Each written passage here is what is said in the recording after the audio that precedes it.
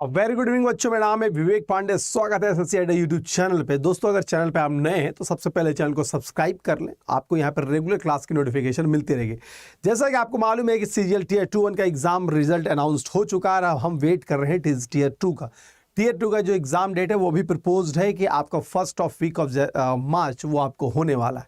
तो आप कितने तैयार हैं इसी को ध्यान में रखते हुए यहाँ पे ये सेशंस करवाई जा रही है। हम सारे सब्जेक्ट की क्लासेस यहाँ पे आपको रेगुलर प्रोवाइड करेंगे। वो आपका मैथ्स, इंग्लिश, रीजनिंग और कंप्यूटर, वो सब की क्लासें यहाँ पे रेगुलर वाइज प्रोवाइड की जा रही है। और ये सीजीएल टीयर 2 के लिए डेडिकेटेड क्लास है। अगर आप सीजीएल टीयर 2 के कैंडिडेट हैं और आप चाहते हैं कि आप इस सेक्शन में अच्छा स्कोर करना, तो इस सेशन को जरूर अटेंड करें और लास्ट तक अटेंड करें। यहाँ पे आपको वो सारे प्रश्न देखने को मिलेंगे जो आपके एग्जाम में एक्सपेक्टेड है। तो ये तो हो गई सेशंस की इंट्रोडक्शन। अब मैं बात करता हूँ आज की क्लास की बात। आज की क्लास में करवाने वाला क्या है, तो बच्चों मैं आज यहाँ पे कुछ ऐसे प्रश्न को करवाऊंगा जो पिछले एसएससी एग्जाम में 4-5 साल में जो भी एसएससी एग्जाम हुआ है उसमें कैसे कैसे कुछ एग्जाम में आ चुके थे क्वेश्चन, तो वो यहां पे हम चर्चा करने वाले हैं। सारे बच्चे यहां पे लाइव जुड़ जाइए। तो सारे बच्चे लाइव सबसे पहले जुड़ जाइए और पेन और कॉपी लेके बैठ जाइए और अपने जितने भी दोस्त हैं उसको भी एक इनविटेशन भेज दो कि यस, सीजीएल टीयर 2 की कंप्लीट डेडिकेटेड कंप्यूटर क्लासेस वो आपको एसएससी अड्डा यूट्यूब चैनल प्रोवाइड कर रही है। तो सबसे पहले यहाँ पे जुड़ जाए और आज वो प्रश्न देखो आप, क्योंकि अब आने ताबड़तोड़ जब तक एग्जाम होगा तब तक यहाँ पे हम क्वेश्चन सीरीज करवाते रहेंगे, लेकिन आज चूंकि पहला है तो हम यहाँ पे ये दिखाने वाले हैं कि सर आप जब एग्जाम दोगे तो आपके पास कैसे सवाल यहाँ पे बनने वाले, यानी अभी तक एसएससी में कैसे क्वेश्चंस आ चुके हैं। तो ये देखिए, ये रहा आपके सामने पहला सवाल आपके स्क्रीन पर और पूछा गया है। ये एसएससी सीजीएल 2016 में क्या पूछा गया, देखते हैं question. Which of the following is not an operating system, इनमें से कौन सा है जो एक ऑपरेटिंग सिस्टम नहीं है? वो आपका एंड्रॉइड है, वो विस्टा है, या आपका iOS है, या ओपेरा है? Which of the right answer, कौन सा नहीं है? बिल्कुल कवर होगा, क्यों नहीं कवर होगा? निम्न से कौन सा है जो ऑपरेटिंग सिस्टम नहीं है? एंड्रॉइड, विस्टा, iOS या opera? Which one is the right answer? इनमें से कौन सा है जो एक ऑपरेटिंग सिस्टम नहीं है? यह सीजीएल 2016 में पूछा गया है ये सवाल। दोस्तों, इस क्वेश्चन का राइट आंसर के अगर हम ढूंढने की कोशिश करें तो राइट आंसर हमारा क्या होगा? Android, Vista, iOS, opera. Opera is the right answer.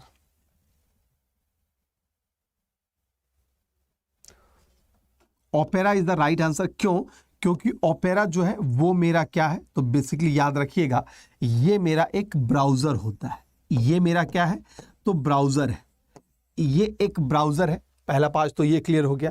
बाकी एंड्रॉइड ये मेरा मोबाइल ऑपरेटिंग सिस्टम है। ये मेरा मोबाइल ऑपरेटिंग सिस्टम है, ये भी याद रखिएगा। हमारा विस्टा जो है ये मेरा विंडो, यानी कि ये विंडो का ही वर्जन है। और ये मेरा पीसी ऑपरेटिंग सिस्टम है, यानी कंप्यूटर में हम लोग इस्तेमाल करते हैं, मोबाइल में नहीं। और iOS भी है, ये भी हमारा मोबाइल ऑपरेटिंग सिस्टम है। तो मोबाइल ऑपरेटिंग सिस्टम ये हमारा यहाँ पर। तो एक बात तो क्लियर हो गया कि आपको वहाँ पे चीज़ों को पहचानना आना चाहिए। आपको ऑपरेटिंग सिस्टम क्या होता है ये पहचान होनी चाहिए। क्या ब्राउज़र होता है, किस सॉफ्टवेयर का क्या यूज़ होता है, कौन सा ऑपरेटिंग सिस्टम है, कौन सा ब्राउज़र है, कौन सा सर्च इंजन होता है, कौन सा सोशल साइट होता है, कौन सा लिंक्डइन का क्या इस्तेमाल होता है, ट्विटर का क्या इस्तेमाल होता है। ऐसे ये बेसिक चीज़ें हैं, वो आपको पहचान होनी चाहिए। एग्जाम में ऐसे क्वेश्चंस बन रहे हैं। तो आज से एक टारगेट मिल गया कि एसएससी ऑलरेडी पूछ चुका है ऐसा सवाल कि ऑपरेटिंग सिस्टम कौन सा है। तो सारा ऑपरेटिंग सिस्टम का नाम एक बार देख लेना है आप लोगों को कि विंडोज़ में कौन सा आता है, भाई पीसीज में कौन सा आता है। जैसे आपने देखा कि एंड्रॉइड है, iOS है, ये सब हमारा किस में आ रहा है, मोबाइल में आ रहा है। इसके अलावा मोबाइल में और आता है MIUI आता है, मोबाइल ऑपरेटिंग सिस्टम। आपका वेब OS आता है, मोबाइल ऑपरेटिंग सिस्टम। आपका Symbian आता है, मोबाइल ऑपरेटिंग सिस्टम। आपका टाइजन आता है, मोबाइल ऑपरेटिंग सिस्टम। ये सब हमारा मोबाइल ऑपरेटिंग सिस्टम हो गया। और इसके अलावा अगर हम बात करते हैं, ये तो मोबाइल ऑपरेटिंग सिस्टम हो गया। पीसीज भी अगर बात करते हैं, अगर पीसीज पे, तो पीसीज पे आपका ऑपरेटिंग सिस्टम क्या है? विंडो आपका ऑपरेटिंग सिस्टम है।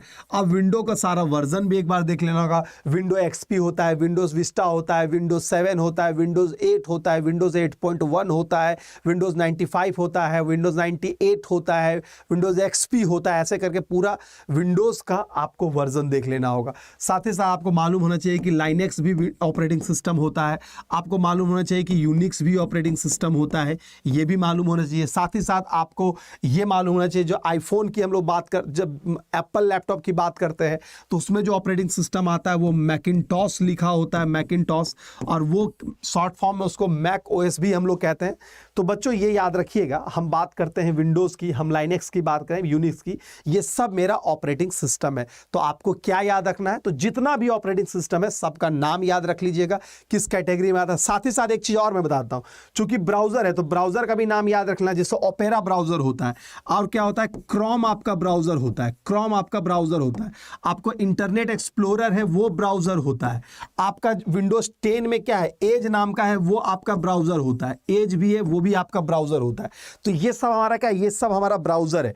क्रोम हो गया, उसके बाद आपका यूसी ब्राउजर भी एक ब्राउजर है, यूसी ब्राउजर जो अब बंद हो गया, चाइनीज माल था ये, तो ये बंद हो गया, तो ये भी मेरा एक ब्राउजर है। तो आपको सारा ब्राउजर का नाम, सारा मोबाइल ऑपरेटिंग सिस्टम का नाम, सारा पीसी ऑपरेटिंग सबका नाम याद रखना। देखो कितना सारा क्वेश्चंस बन जाएगा।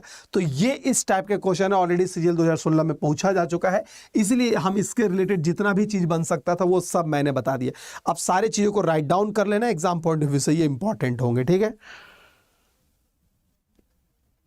चलिए, I hope you got in the point, समझ में आ रहा है। एक बार सारे बच्चे कह दो यस सर। कंप्यूटर का पेपर में लाना कितना, एटलीस्ट तो 40% तो क्वालिफाई तो करना ही है बेटा, ठीक है, 40% तो क्वालिफाई करना ही होगा, ठीक है। चलिए अब देखते हैं अगले क्वेश्चन में। और सीपीयू, हाँ ये ऐसा क्वेश्चन है जो शायद ही आप जवाब दे पाइएगा। CPU scheduler is also known है, जो कंप्यूटर साइंस वाले स्टूडेंट होंगे वो इसका आंसर दे पाओगे। देखो ऐसा भी क्वेश्चन पूछा जा रहा है, ठीक है, थोड़ा सा टफेस्ट पार्ट भी यहाँ पे कवर किया जा रहा है। तो आप ये सीजीएल 2016 में ये भी पूछा गया था कि ये क्वेश्चन थोड़ा देखो सिंपल सा बात है, ये क्वालिफाइंग है। अगर ऐसे सवाल एग्जाम में आ रहे हैं जो शायद आपसे को लग रहा है कि नहीं, जो सीएस बैकग्राउंड वाले होंगे उनके लिए सबसे इजी क्वेश्चन होगा, लेकिन अगर सीएस वाले नहीं है और आपको थोड़ा बहुत लग रहा है तो स्किप कर दीजिएगा, नेगेटिव मत करना। अगर कुछ ऐसे सवाल आ जाएंगे जो नहीं बनने वाले हैं तो उसको स्किप कर देना, लेकिन नेगेटिव मत करना क्योंकि वो आपको ले डूबेगा, ठीक है। चलिए अब इस क्वेश्चन का आंसर ढूंढते हैं, क्या है। CPU scheduler is also known है, जो हम लोग क्या कहते हैं, सीपीयू शेड्यूलर को हम लोग शॉर्ट टर्म शेड्यूलर कहते हैं, ठीक है। थोड़ा समझते हैं इसको, थोड़ा इसको हम समझा देते हैं, ठीक है। देखो टेक्निकली होता क्या है, सो ये सीपीयू है, ये सीपीयू है, सीपीयू के बगल में रैम है, रैम के बगल में हमारा हार्ड डिस्क होता है, ठीक है। तब जब हार्ड डिस्क से सीपीयू के पास जब डेटा आएगा, जब हार्ड डिस्क से सीपीयू के पास जब डेटा आ रहा है तो वो कहा जाता है लॉन्ग टर्म शेड्यूलर। क्या कहा जाता है, लॉन्ग टर्म शेड्यूलर, ठीक है। वही अगर डायरेक्ट अगर हम बात करते हैं कि ये वाला जब मूवमेंट हो रहा है तो ये हम जो सीपीयू जो यूज कर रहा है, सीपीयू जिस प्रोसेस का यूज कर रहा है वो कहा जाता है short term scheduler, short term scheduler, ठीक है, शॉर्ट टर्म शेड्यूलर। यानी कि जब हार्ड डिस्क से आएगा तो वो लंबा समय लेगा, ये हो गया लॉन्ग टर्म शेड्यूलर, ठीक है। रैम से जब सीपीयू के पास आ रहा है तो सबसे कम समय हमारा ये लग रहा है, तो ये हमारा हो गया शॉर्ट टर्म शेड्यूलर। तो ये याद रखिएगा, CPU scheduler also known as short term scheduler. CPU अगर काम कर रहा है, सीपीयू अगर काम कर रहा है तो ये मेरा हो गया शॉर्ट टर्म शेड्यूलर, सबसे कम समय यही लेगा, ठीक है। आप एक मीडियम टर्म शेड्यूलर भी होता है, मीडियम टर्म शेड्यूलर कहाँ होता है वो समझ लीजिए। अगर रैम यहाँ पे आपका काम कर रहा है, रैम आपका काम कर रहा है और इसके पास दो प्रोसेस है, तो दो प्रोसेस के बीच में स्वैपिंग होता है कि भाई तब तक जब तक तुम्हारा काम कर रहा है तब तक हम वेट करेंगे। तो ये स्वैपिंग का काम जहाँ पे होता है उसमें कहा जाता है मीडियम टर्म शेड्यूलर, ठीक है। तो अगर हार्ड डिस्क वगैरह से अगर लिखा रहता तो उसको हम लोग कह देते भाई लॉन्ग टर्म शेड्यूलर, लेकिन डायरेक्ट सीपीयू लिखा हुआ है इसलिए हमारा हो गया शॉर्ट टर्म शेड्यूलर। एक दो तीन चीजें और है जो भी याद कर लो कि अगर कोई भी प्रोसेस सीपीयू में रखा हुआ है तो उसे कहा जाएगा रनिंग स्टेट में। किसमें कहा जाएगा, लिख लो एग्जाम में कहीं अगर पूछा जाए तो उसे कहा जाएगा रनिंग। थोड़ा एडवांस क्वेश्चन है लेकिन समझ लो, अगर कोई भी प्रोसेस काम कर रहा है तो अगर वो सीपीयू के पास है तो किस स्टेट में, तो रनिंग स्टेट में है। लेकिन वही प्रोसेस जब रैम के पास रहता है, जब रैम के पास रहता है तो वो कहा जाता है किसमें, तो वो हमारा रेडी स्टेट में होता है। किसमें होता है, वो रेडी स्टेट में होता है। और वही जब हार्ड डिस्क में होता है तो वो जॉब स्टेट में होता है। ठीक है, तो याद रखिएगा ये भी क्वेश्चन बन सकता है कि जब प्रोसेस सीपीयू में है दैट मींस कौन सा स्टेट में है, तो रनिंग स्टेट में। जब प्रोसेस जब रैम में है तो क्या है, तो वो मेरा रेडी स्टेट में। हार्ड डिस्क में है तो भाई जॉब स्टेट में, यानी काम वो स्टार्ट कर रहा है। तो थोड़ा सा आपको ये एडवांस है, कंप्यूटर साइंस से ही रिलेटेड, लेकिन समझना होगा अगर ऐसे सवाल सीजीएल में आ रहे हैं तो। ठीक है, चलिए मैं उम्मीद करता हूं कि क्वेश्चन समझ में आ गया होगा। ये भी याद लिख लेना कि प्रोसेस जब सीपीयू में है तो रनिंग स्टेट, आप प्रोसेस जब रेडी रैम में है तो रेडी स्टेट होता है। ये भी लिख लेना, एग्जाम के लिए इंपॉर्टेंट होता है। ठीक है, थोड़ा सा क्लिष्ट था लेकिन हमने डिस्कस कर लिया। अगला सवाल देखते हैं। Data in a database at a particular point of time is called. किसी विशेष समय पर डेटा को क्या कहा जाता है। ठीक है, डेटा अगर है हमारे कंप्यूटर में, ठीक है, तो किसी एट अ गिवन टाइम इसको क्या कहा जा सकता है। थोड़ा सा इसको ऑप्शंस पे समझिएगा और इसका आंसर ढूंढिएगा।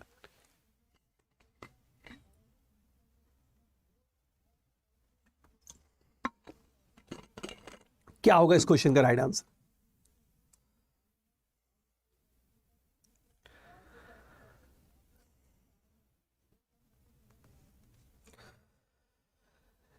चलिए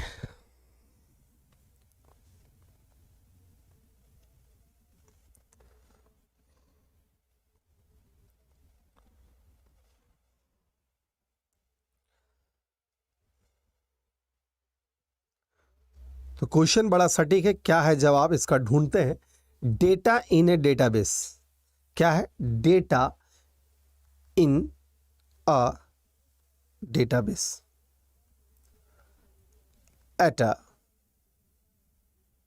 जवाब दीजिए क्या होगा। कोई एक्सटेंशन कह रहा है,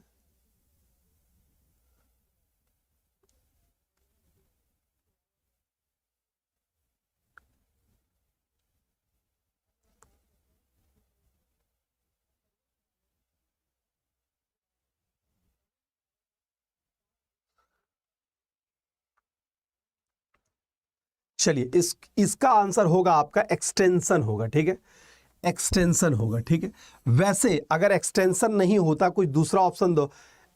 इंटेंशन, इंस्टांस एक होता है, इंस्टांसेस होता है, समझिएगा, लिख लीजिएगा यहां पर, ऑप्शन नहीं है, इंस्टांसेस होता है। ठीक है, ठीक है, इंस्टांसेस होता है। अगर ये ऑप्शन में होता तो राइट आंसर यही होता, लेकिन उसी को हम लोग एक्सटेंशन बना दिए। एक्सटेंशन दैट मीन्स कि एग्जिट पॉइंट हम लोग कहते हैं। ठीक है, एक्सटेंशन है, इंटेंशन है, बैकअप है, एप्लीकेशन है।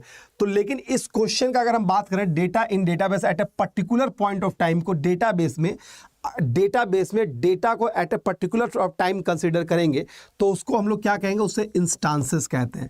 At a particular of time, at a particular time, at a particular time अगर हम लोग कहेंगे उसे क्या कहेंगे, उसे हम लोग इंस्टांसेस कहते हैं। याद रखिएगा इंस्टांसेस ऑप्शन में नहीं है, इसीलिए एक्सटेंशन पे टिक किया। अगर एक्सटेंशन नहीं होता तो हम लोग इंस्टांसेस ही टिक करते हैं। ठीक है, तो याद रखिएगा data at a particular of time is known as a instances. थोड़ा सा इसको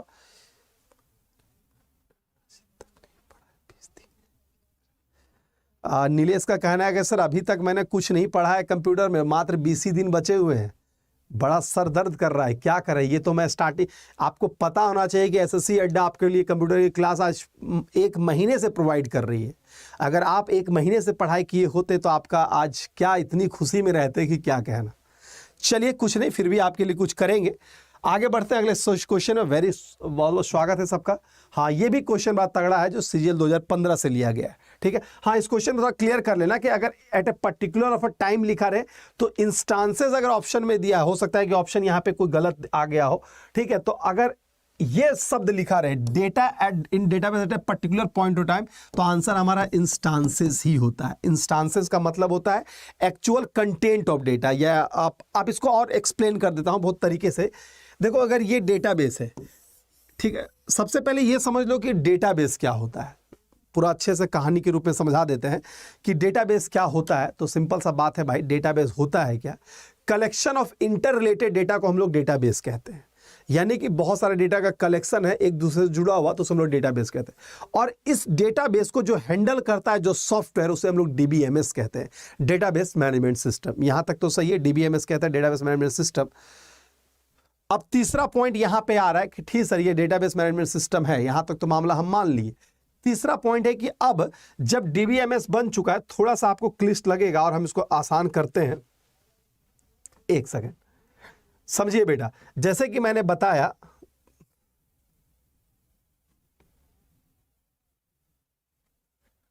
मैंने बोला कि डेटाबेस क्या है?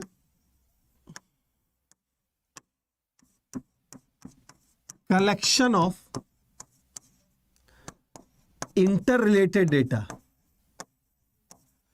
इंटर रिलेटेड डेटा को हम लोग क्या कह रहे हैं? इंटर रिलेटेड डेटा को हम लोग डेटाबेस कह रहे हैं। ठीक है, collection of inter related data को हम लोग डेटाबेस कहते हैं। पहला चीज तो ये हो गया। ठीक है सर, ये डेटाबेस हो गया। अब इस डेटाबेस को हैंडल करने के लिए जो सॉफ्टवेयर या जो सिस्टम बना उसे हम लोग कहते हैं डीबीएमएस। ठीक है, डीबीएमएस क्या होता है? Database management system. ठीक है, अब ये डेटाबेस को ही एक्सटेंड करके यानी कुछ फीचर ऐड करके बनाया गया आरडीबीएमएस। आरडीबीएमएस क्या है? रिलेशनल डेटाबेस में आरडीबीएमएस, रिलेशनल डेटाबेस मैनेजमेंट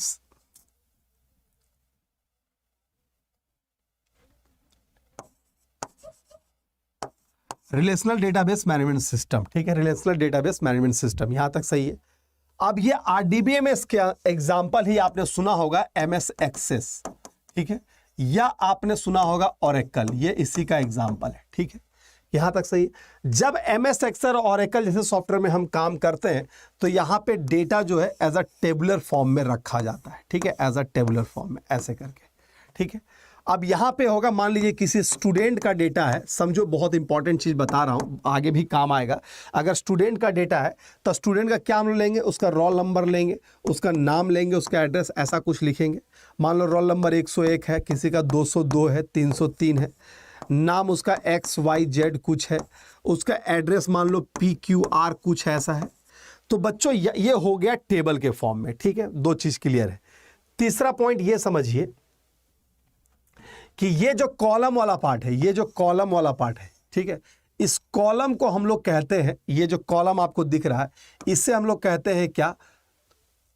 इसे हम लोग कॉलम कहेंगे, इसे हम लोग कॉलम कहते हैं, इसे हम लोग एट्रीब्यूट भी कहते हैं, याद रखिएगा ये कॉलम है, ये एट्रीब्यूट है। इसे हम लोग फील्ड भी कहते हैं। ठीक है, इसे हम लोग फील्ड भी कहते हैं।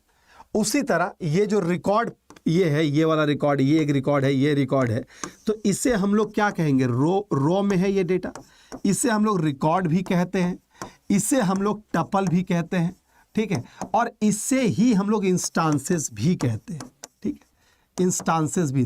तो इंस्टांसेस एक्चुअल होता है क्या? तो एक्चुअल कंटेंट जो है वो, ये जो डेटा है इसे हम लोग इंस्टांसेस कहते हैं। थोड़ा सा आपको ऊपर लगेगा लेकिन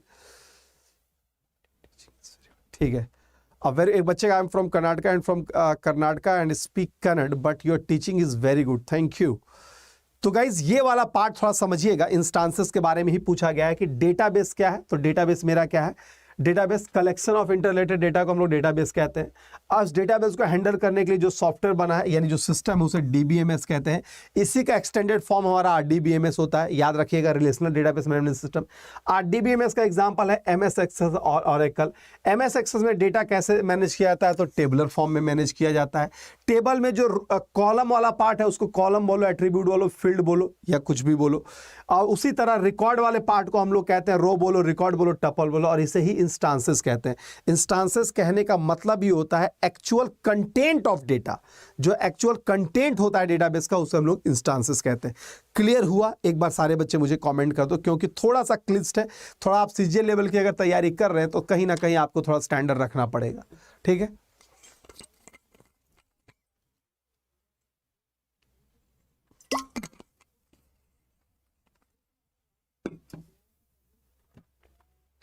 चलिए आता है यहां पे,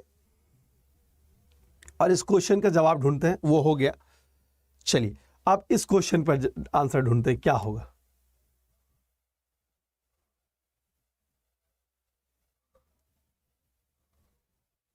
हिरार्की है, एसएससी सीजीएल 2015 में पूछा गया कौन सा सही क्रम में होगा। ठीक है, चलिए सही क्रम में क्या होगा ये पूछा गया है।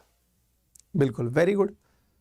विच इज द राइट, सबसे छोटा से बड़ा या बड़ा से छोटा, ऐसा ही पूछा जा सकता है।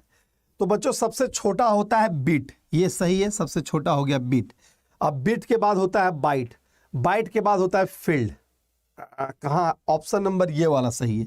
सबसे छोटा होगा बीट, बीट के बाद होगा बाइट, बाइट के बाद होता है फील्ड, फील्ड यानी कि कॉलम जिसको हम बात कर रहे थे। Thank you. उसके बाद होता है रिकॉर्ड हमारा, ठीक है, और उसके बाद होता है फाइल, और उसके बाद होता है डेटाबेस।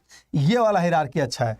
बीट है, बाइट है, फील्ड है, रिकॉर्ड है, फाइल है, देन डेटाबेस। ये एक क्रम है, ठीक है, ये एक क्रम है जिस क्रम में आपको सारी चीज, तो ये याद रखिएगा, एग्जाम में पूछा गया, शायद ये रिपीट भी, ये ऐसा सवाल है जो हर एग्जाम में रिपीट भी कर सकता है। तो सबसे छोटा बीट है, बाइट है, बीट के बाद फील्ड होता है, रिकॉर्ड होता है, फाइल होता है, डेटाबेस होता है, खत्म कहानी। ठीक है, चलिए अगर कोई क्वेरीज होगा जरूर पूछना। फील्ड किसको कहा जाता है, मैंने बता दिया था, कॉलम को फील्ड कहा जाता है, और रिकॉर्ड के रो को रिकॉर्ड कहा जाता है। ठीक है, अगला question, A computer execute program in the sequence of, a computer execute program in the sequence। Computer में प्रोग्राम जो एग्जीक्यूट होगा वो किस सीक्वेंस में होगा, वो डिकोड फैच एग्जीक्यूट होगा,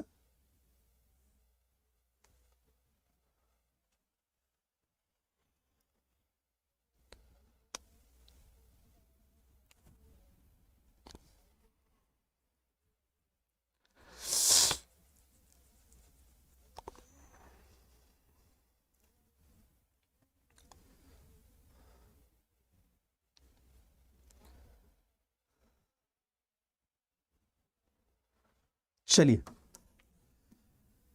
देखो ये है क्या, समझो, ये सीपीयू है,